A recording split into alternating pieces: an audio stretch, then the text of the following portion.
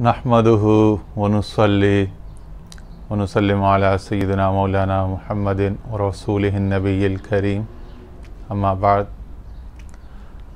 अच्छा जी, आज एक बहुत पुराना मज़मून जो हम बारहा मुख्तलिफ़ उलमा हज़रात से, दानिश्वरों से और मुख्तलिफ़ यानी कि माहिरीन इल्म से सुनते रहे हैं, सुनते रहे होंगे और बहुत सारी तसानीफ़ में इस वाक़े का मुख्तलिफ़ रद्द-व-बदल, अल्फाज के रद्द-व-बदल के साथ मुख्तलिफ़ मौक़े पर इसका तज़किरा मिलता है। एक ख़ास वाक़या है, तो मसनवी में से आज हमने उस पैसेज को, उस वाक़े को निकाला है।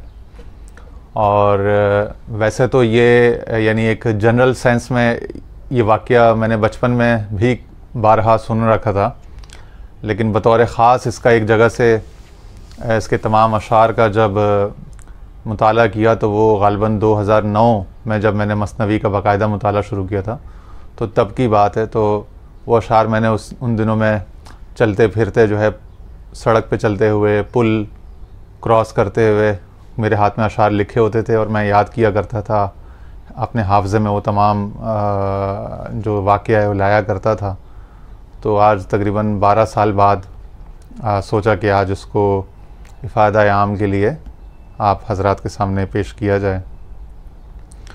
तो वो शेर कुछ इस तरह से, एक वाक़या है लेकिन उसकी तमहीद कुछ इस तरह है कि मौलाना फरमाते हैं कि आमी ख्वाहंद हरदम नाम पाक ई असर न कुनत चुनवद इश्क नाक।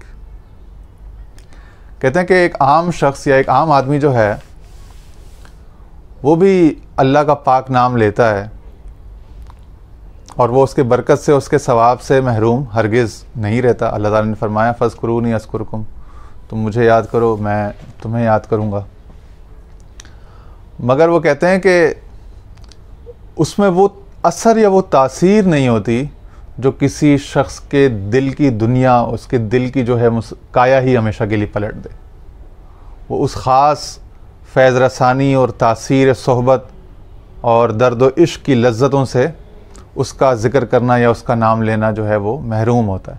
अलबत्ता जो कोई साहिब दिल हो, साहिब नज़र बुज़ुर्ग हो, तो जब वो उसी पाक ज़ात का नाम लेता है तो वो चूँकि उसके अंदर एक इश्क की गर्मी होती है और इखलास और सच्चाई होती है और अल्लाह ताला का कुर्ब और उसका हाल और उसके विसाल की लज्जतें अंदर सीने में लताइफ़ में मौजूद होती हैं। चुनाचे जब कोई ख़ास अल्लाह का बंदा जब अल्लाह का नाम लेता है तो उसका नाम लेना जो है वो पूरी उस मजलिस के लोगों के सीनों पर, दिलों पर एक कैफियत का बाइस बना करता है और उससे नस्लें तब्दील होती हैं और तहज़ीबें उससे वजूद में आती हैं। ठीक है ना। फिर आगे फरमाते हैं कि गुफ्तगू-ए आशिक़ां दर ख़ार रब, जूशिश इश्क़ नए थरखे अदब। कह रहे हैं कोई आशिक हो ना, इश्क का मस्त, तो उनकी जो बातें होती हैं ना वो अल्लाह के असरार या अल्लाह के राज़ों में से होती हैं। या दूसरा माना यह है कि अगर रब ताला का कोई ख़ास बंदा, उसका आशिक, कोई सच्चा आरिफ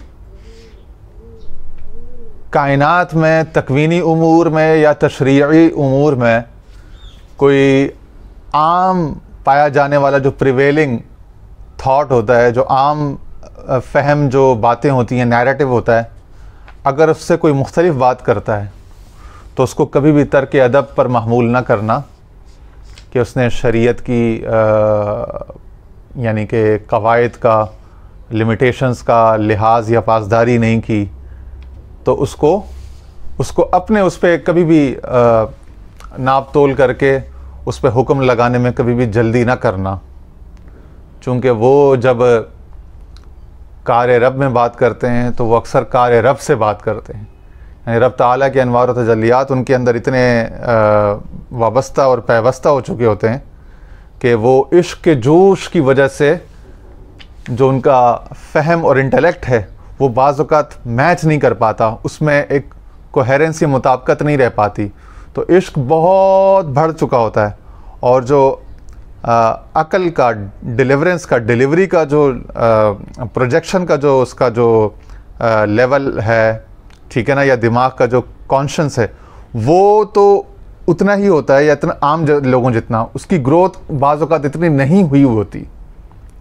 तमाम लताइफ़ की यकसा और पैरेलल ग्रोथ ये हर वजूद के अंदर ना तो मुमकिन होती है और ना ही अल्लाह ताला का डिवाइन स्कीम में ऐसा कुछ अरेंजमेंट है। तो उसके यहाँ बाज़ लोग तो ज़रूर आलिम कामिल होते हैं कि उनकी इंटेलेक्चुअल ग्रोथ भी उतनी ही हो चुकी होती जितनी उनकी स्पिरिचुअल या उनकी विजदानी या ज़ौकी ग्रोथ जितनी हुई होती है। तो उसके कंपैरिजन में एट पार होती है उसकी इंटेलेक्चुअल ग्रोथ, और इंटेलेक्चुअल उसकी जो ग्रैस्प या ग्रिप है या कंट्रोल है वो भी। तो ऐसा आदमी तो बहुत यानी ज़ब्त का और सहफ़ का मुज़ाहिरा कर सकता है और बहुत नपी तुली गुफ्तगू कर सकता है। बाज़ औक़ात बड़े आला असरार व मारिफ भी बड़े ही यानी कि यूफेमिक अंदाज़ में, शुगर कोटेड अंदाज़ में, बड़े ही हार्मलेस अंदाज़ में वो दे जाता है, चूँकि अल्लाह ताला ने उसको ये काबिलियत, ये सलाहियत दी होती है। लेकिन अक्सर जो लोग होते हैं वो इश्क की गर्मी और इश्क की जोश और इश्क की सोजिश ज़्यादा होती है, और ज़बान पर उसको ट्रांसलेट करने वाली जो सलाहियत होती है वो निस्बतन कम होती है। आम तौर पर मजाजीब के यहाँ ये वाक़या वक़ू पज़ीर होता है।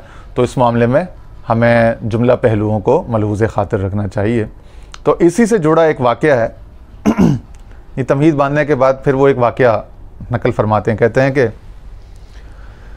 गुफ्त ए मूसा दहानम दुख थी वस पशेमानी तो जानम सूख थी। कहते हैं ए मूसा आपने जी, तो वो चरवाहा या वो मजूब जो है वो कहता है कि ए मूसा आपने ये क्या गज़ब किया कि मेरा मुंह ही सी दिया, आपने तो मुझे कुछ बोलने के काबिल ही नहीं छोड़ा, ऐसा मुझे शर्मिंदा किया है कि अब मारे पशेमानी के मेरी तो सारी जान जला के राख कर दी है आपकी इस तंबीह ने और इस सरजनिश ने। तो क्या करता है वो कि जामरा बिदरीद आहे खर्द तफ्त सर निहाद अंदर बयाबान व बरफ्त बिरफ्त। कह रहे हैं उसने क्या किया कि उसने अपना जामा जो था, यानी लिबास कह लो, जो उसने गुदड़ी पहनी हुई थी बेचारे ने, उसने उसको जो है वो चाक कर दिया और अपना गरीबा चाक करके वो दीवाना वार जो है मुंह पे खाक मलता हुआ वो सहरा की तरफ, बयाबान की तरफ दौड़ पड़ा। एक ठंडी सर्द आह ली कि आह मुझसे इतना जुल्म हो गया कि मैं अपने अजीम करीम आला उस मालिक महबूब के हक़ में इतनी कोताहियाँ और इतनी बेबाकियाँ और इतनी बेअदबियाँ करता रहा इतने अरसे तक, मैं इतना जालिम और जाहिल था। ये सोच कर वो बेचारे का तो बिल्कुल जो है वो ज़िंदगी से एतबार उठ गया और अपनी हस्ती से उसका एतबार उठ पड़ा, और बस उसका बस नहीं चल रहा था कि वो किसी तरह अपना जो है वो काम तमाम कर दे। दीवाना वार वो पहाड़ों और सहराओं की तरफ दौड़ गया और सब कुछ छोड़ छाड़ के मायूस हो गए। अब ये सारा अमल मौला मुलाहिज़ा फरमा रहा था अल्लाह ताला। अब अल्लाह पाक का एक तरीका है, उसके यहाँ अम्बिया की भी तरबियत का, चूँकि वो रब्बुल आलमीन है, रब के माना के अंदर तरबियत का उनसर शामिल है ना, रबूबियत तरबियत से निकला है। तो वो अम्बिया की उनके हस्बे मर्तबा हस्बे हाल तरबियत फरमाता है, सिद्दीकीन की उनके हस्बे हाल और हस्बे मर्तबा, शुहदा और सालिहीन की उनके हस्बे हाल और अपने मर्तबा, ठीक है ना, दीगर पढ़े लिखों की, शायरों, दानिश्वरों, अदीबों की, आम मुसलमानों की, गुनाहगारों की, यहाँ तक कि जो उसके साथ शिरक करते हैं उनकी भी, और यहाँ तक कि जो उसका इनकार करते हैं, एथीस्ट, उसके वजूद ही पर सवालात उठाते हैं, उनकी भी ज़िंदगी में उनके हस्बे हाल एक तरबियत का अमल, एक प्रोसेस चल रहा होता है। अगर वो गौर करें तो चूँकि वो सारे कायनात की रब्बुल आलमीन है, वो सारी आलमीन की तरबियत फरमा रहा होता है बैक वक्त, तो हर किसी के हस्बे हाल, हस्बे मर्तबा, हस्बे ज़र्फ़, हस्बे उसका जो मर्तबा है उसके हिसाब से उसकी तरबियत हो रही होती है। चुनांचे अंबिया कराम अलैहिस्सलाम, there are no excuse and no exception. तो वो अल्लाह ताला की जानिब से मूसा अलैहिस्सलाम को, अपने उलुल अज़म पैगम्बर को वही आती है। वही आमद सुए मूसा खुदा बंदे माँ रोज़े माँ खर दी जुदा तू बराए वसल खरदन आमदे या बराए फसल खरदन आमदे। ए मूसा, ये तूने क्या कर दिया? हमारा एक आशिक, हमारा एक टूट के चाहने वाला सच्चा दीवाना बंदा, तूने उसको हमसे जुदा कर दिया, हमसे बेजार कर दिया, हमसे मुतनफ़र कर दिया। तू बराए वसल करदन आमदे या बराए फसल करदन आमदे। तू मखलूक को खुदा से मिलाने के लिए आया है या मखलूक को खुदा से जुदा करने के लिए भेजा गया है? अच्छा, ये याद रखें कि ये खुदा न खास्ता मूसा अलैहिस्सलाम की इताब या सरजनिश नहीं हो रही। ये याद रखें कि मूसा अलैहिस्सलाम इसमें एक मिसाल बन रहे हैं अम्र इलाही से, बेइज़्न इलाही, अम्र इलाही। वो उम्मत मुस्तफ़ा अलैहिस्सलातु वस्सलाम जिसने आगे 2-2.5 हज़ार साल बाद आना है, उसके उम्मतियों की, उलमा की, अवाम की तरबियत के लिए वो एक प्रेसिडेंट बन रहे हैं। उनको भी पता है, ठीक है ना। और वैसे भी ये ज़माने का, तारीख़ का एक हमेशा से एक उसूल है कि जो अस्साबिकून होते हैं वो अपने बाद के आने वाले लाहिकून के लिए एक नमूना अमल बनते हैं, एक निशान राह बनते हैं, एक प्रेसिडेंट सेट होता है। तो ये तारीख़ का अमल है ना, एक तसलसल है। तो दीगर तमाम जो अम्बिया थे वो नबुव्वत मुहम्मदी अलैहिस्सलातु वस्सलाम इन मेकिंग थी। तो इसी तरह से उनकी उम्मतों के जो मुशाहिदात थे, तजर्बात थे, वो इस उम्मत के जो कुंतुम खैर उम्मतिन, ये जो खैर उम्मत है, खैरुल उमम है, इसकी तरबियत के लिए, इसकी नसीहत आमेज़ी के लिए वो सब मिसालें सेट हो रही थी। तो फरमाते हैं हर खसे रो सीरत बिन हौदम हर यखे रो इस्तिलाह दौदम। कहते हैं हर किसी का एक जुदा सीरत और एक जुदा हाल है। चुनांचे हर किसी के लिए, हर शख्स के लिए और हर तबके के लिए और हर ज़माने और हर कल्चर के लिए और हर रीजन के लिए उसके हस्बे हाल इस्तिलाहात या तो वज़ा होंगी, या अगर इस्तिलाह कॉमन होगी तो उसका इतलाक़ जो है वो किसी के लिए कुछ होगा, किसी के लिए कुछ होगा। तो इतलाक़ात जो है या इंतबाक़ात जो होंगे किसी भी इस इस्तिलाह के, उसमें इन तमाम उमूर का लिहाज पासदारी करनी पड़ेगी। जैसा कि इल्म तफसीर या इल्म फ़िक़्ह में भी है, आपको पता है ना कि उसमें आम ख़ास की बहस होती है, मुतलक मुक़य्यद की बहस होती है, नासिख़ व मनसूख़ की बहस होती है, हकीकत व मजाज की बहस होती है, मौरिद नुज़ूल, शान नुज़ूल की, मौरिद ख़ास, मौरिद आम की, असबाब वुरूदिल हदीस की, ये बहसें होती हैं ना इल्म तफसीर में, इल्म हदीस में, कुरानियात में। तो इन चीज़ों का एतबार किया जाता था पहले भी, और आज भी जो अजल फ़ुक़हा हैं, साहिबान हिकमत हैं, वो इन चीज़ों को मद्देनज़र रखते हैं, इन बातों को समझते हैं। मगर इफ़ादा आम के लिए, अवामुन्नास तक और एक आम दीन का जो तबलीग करने वाला, एक दावत देने वाला बंदा है, उस तक भी इस फ़हम को पहुँचाया जाए। तो मौलाना रूम ने ये सारी बातें इसलिए की। वो कहते हैं कि भाई हर किसी का चूँकि जुदा सीरत, जुदा अहवाल है, चुनांचे एक ही इस्तिलाह का दो अलग पर्सपेक्टिव्स में, दो अलग ज़मानों में, दो अलग अशख़ास के लिए, दो अलग अहवाल के लिए जुदा जुदा इतलाक़ होगा, जुदा माना होगा, जुदा उसकी शिद्दत, उसकी इंटेंसिटी एक ही हुक्म की होगी।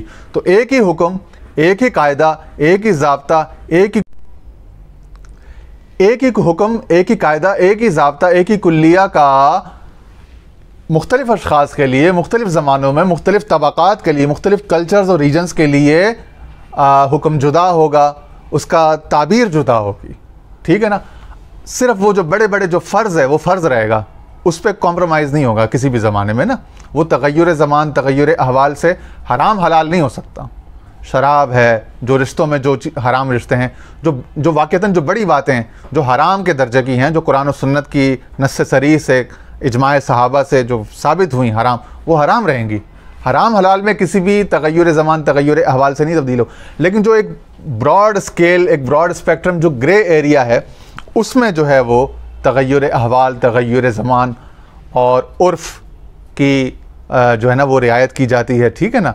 तो दीगर बड़े बड़े आइम्मा ने किसी ज़माने में फ़रमाया भी है कि जो शख्स उर्फ़ की रियायत नहीं करता, वो कह गए अपने वक्तों में कि भाई वो तो अहमक है, जो कल्चर, कस्टम्स, ट्रेडिशंस का हवाले से अपना बूदोबाश, लिबास, वज़ाक़ता को अल्टर और मॉडिफाई नहीं कर सकता, अपने आप को जदीद ज़मानों के, बदलते हुए ज़मानों के तकाज़ों से हम आहंग नहीं कर सकता, और एक ही जो है वही शराब कोहना दर जामे कोहन लेके फिरता रहता है, वो ज़माने में किस तरह अपना सौदा बेचेगा?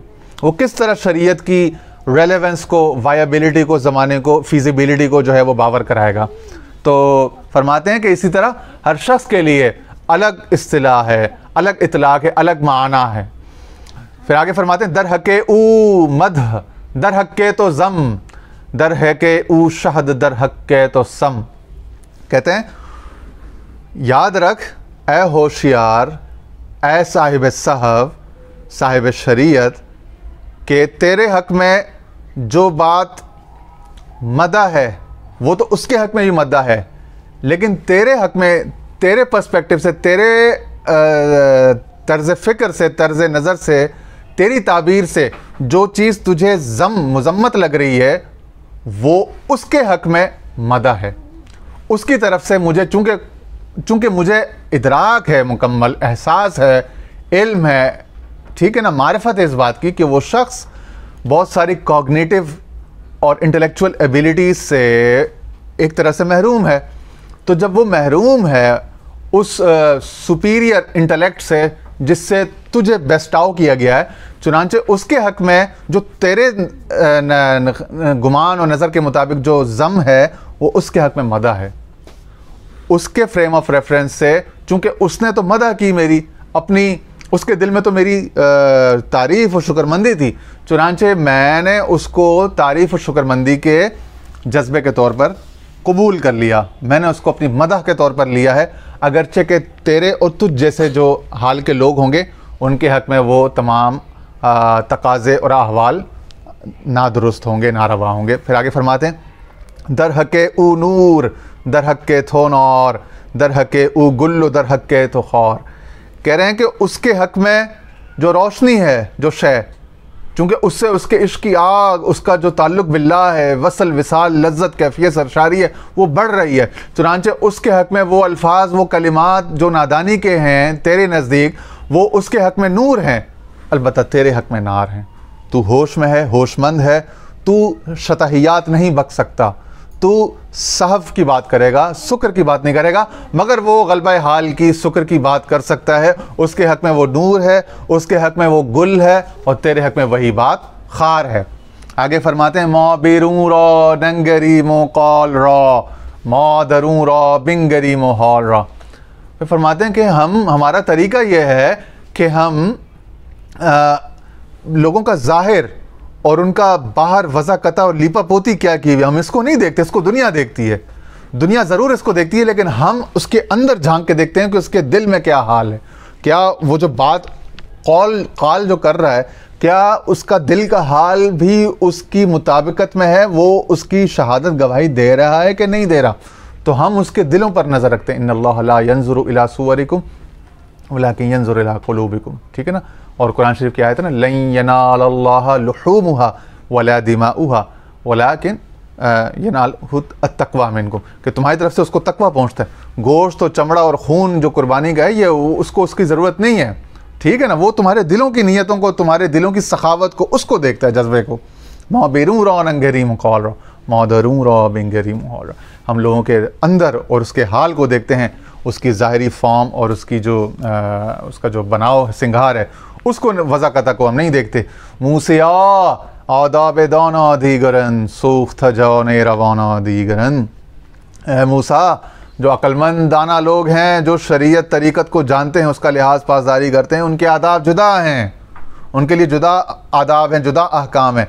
लेकिन जिनकी जान इश्क की आग से जल गई हो, उन मजजूबों की, उन जले हुओं की, उन कुश्तगान खंजर तस्लीम के आदाब भी जुदा हैं, उनके अहवाल भी जुदा हैं, चुनांचे उनके तकाज़े भी जुदा हैं, और चुनांचे मेरे यहाँ उनके मरातिब और उनके लिए रिलैक्सेशंस भी जुदा हैं। तो उसको समझने की और इसको मलूज़ ख़ातिर रखने की कोशिश कर। हूँ शहीदां रोज़ आबूला थरस्त ई ख़ता सत सवाबूला तरस्त। क्या तू नहीं जानता कि शहीद को उसके उसी मैले कुचेले खून आलूद कपड़ों में ही बग़ैर पानी से गुस्ल दिए दफनाया जाता है। अगरचे कि किसी भी मुसलमान को बग़ैर पानी से गुस्ल दिए और उसकी खाक दूर किए, उसका खून दूर किए नहीं अदरवाइज़ जो है दफनाया जाता है, उसको पाक किया जाता है पानी से। उसके हक़ में मट्टी और खून नापाक है, लेकिन शहीद अगर हो मेरे राह का तो उस शहीद के जिस्म पे जो मट्टी है और जो खून है, उसी खून आलूद खाक आलूद उसी तरह से उसको बग़ैर पानी से गुस्ल दिए उसको मेरे पास भेज दो कि मुझे उसकी जो तुम्हारी नज़र में जो नापाकी है, जो तुम्हारे हक़ में जो ऐब की चीज़ है, वो मेरे नज़दीक बहुत ऊंची चीज़ है, हो जाती है, बहुत आला पसंदीदा चीज़ है। क्या तुम नहीं जानते कि एक ही पानी, एक ही फ्लूइड, एक ही लिक्विड जब जिस्म के अंदर होता है, पेशाब, पखाना, गलाज़तें, ये जो नापाकियाँ हमारी, ये तमाम हदस जो हैं, अहदास जो हैं, ये जब जिस्म के अंदर होते हैं तो पाक हैं। इसी में आप नमाज भी पढ़ते हो, कुरान भी पढ़ते हो, तिलावत भी करते हो, रोज़ा भी रखते हो, सब कुछ कर लेते हो, ठीक है ना, दुरूद शरीफ भी पढ़ लेते हो। मगर यही जो आपके अवारिज़ बशरिया हैं, यही तकाज़ाए जो बशरी हैं, जब यही एक ख़ास आपके जिस्म से खारिज होते हैं तो उसके बाद आपके ऊपर इस्तिंजा का हुक्म लग जाता है, वज़ू का हुक्म लग जाता है, जगह को धोने का, गुस्ल का, पाकी नापाकी का हुक्म लग जाते हैं। शय तो वही थी, शय अपनी हकीकत में, माहियत में वही पानी था, वही सॉलिड था, वही लिक्विड थी जो पहले जिस्म के अंदर थी, एक तह के अंदर थी, तो उसका हुक्म पाकी का था, हुक्म जुदा था, वो जायज़ थी, पाक थी, हलाल थी। वही जब एक सतह से बाहर आ गई, वही नापाक हो गई, वही पलीद हो गई, वही बदबूदार हो गई। उसी में अब वज़ू भी करना पड़ेगा, उसी में अब नमाज भी नहीं पढ़ सकते, उसी में अब तिलावत भी नहीं कर। हालांकि शय अपनी हकीकत में, अपनी माहियत में वही है। हालांकि शय अपनी हकीकत में, अपनी माहियत में शय नहीं तब्दील हुई, शय की हकीकत वही है, लेकिन अहकाम तब्दील हो रहे हैं। यही पानी को आप ले लें, गंदे पानी को ले लें, गटर के पानी को ले लें, साफ़ पानी को ले लें, शहद को ले लें, रोटी को ले लें, खुशबूदार फल ले लें, जूसेस ले लें, ये तमाम खाने पीने की चीज़ें ले लें, और तमाम गलाज़तें, जो गंदी चीज़ें, बदबूदार चीज़ें, उन तमाम लिक्विड्स एंड सॉलिड्स को ले लें। उसको आप केमिकल एनालिसिस के लिए किसी लेबॉर्ट्री में ले जाएं। अगर आप उसका मॉलिक्यूलर और सब एटॉमिक, उसके एटॉमिक लेवल पे जब माइक्रोस्कोपिक एनालिसिस करेंगे, लैब से जब रिपोर्ट आएगी, आपको क्या रिवील होगा? कुछ भी नहीं होगा उसमें। वही हाइड्रोजन, ऑक्सीजन, नाइट्रोजन, वही केमिकल कंपाउंड्स और एलिमेंट्स उसके अंदर होंगे, अनासिर होंगे, sodium, potassium, calcium, magnesium, iron, zinc, fluoride. यही sodium, potassium, calcium, magnesium, zinc, iron, fluoride और हाइड्रोजन और ऑक्सीजन और नाइट्रोजन, ठीक है ना, और कार्बन, यही उन तमाम पाक चीज़ों में भी मिलेगा आपको लैब रिपोर्ट में, और उन नापाक चीज़ों में। तो उसके जो केमिकल लेवल पे, माइक्रोस्कोपिक लेवल पे कोई फ़र्क नहीं है, लेकिन जब वो ख़ास फॉर्म जब इख्तियार करता है तो हुक्म जुदा हो जाता है। आपको या तो वो बुरा लगता है, या तबीयत को नागवार लगता है, या बदबूदार लगता है, या शरीयत का हुक्म आ जाता है कि अब ये पलीदी हो गई, ये नापाकी हो गई। हालांकि शय वही है। मैंने बताया ना कि केमिकल लेवल पे, लैब टेस्ट, लैब रिपोर्ट के लेवल पे सब वही है, सिर्फ एलिमेंट्स हैं वो, ठीक है ना। लेकिन जब वो एक किसी दूसरी मैनिफेस्टेशन में, दूसरी हाजरत में, दूसरे मजहर में जब वो नज़र आते हैं तो उनके अहकाम ही जुदा, उनके तकाज़े अहवाल जुदा हो जाते हैं। तो ये बातें समझने की ज़रूरत होती है। इसी तरह लोग भी, बंदे भी, कौमें भी, उनके भी मरातिब, उनके भी अनवा, अक़साम, अहवाल जुदा जुदा होते हैं। चुनांचे उनके लिए एक ही हुक्म का मानी हर दौर में जुदा हो सकते हैं, होते हैं। इस बात को समझने की ज़रूरत है। अल्लाह ताला हमारे जहनों को, क़ल्बों को, नज़रों को वुसअत अता फ़रमाए और हमारे ज़र्फ़ को वसी फ़रमाए, हमारे हाल पर नज़र रहमत फ़रमाए, नज़र करम फ़रमाए, और इस उम्मत मुस्लिमा के अहवाल को बहुत बेहतर बना दे। आमीन। व आखिर दावाना अनिल हम्दुलिल्लाहि रब्बिल आलमीन।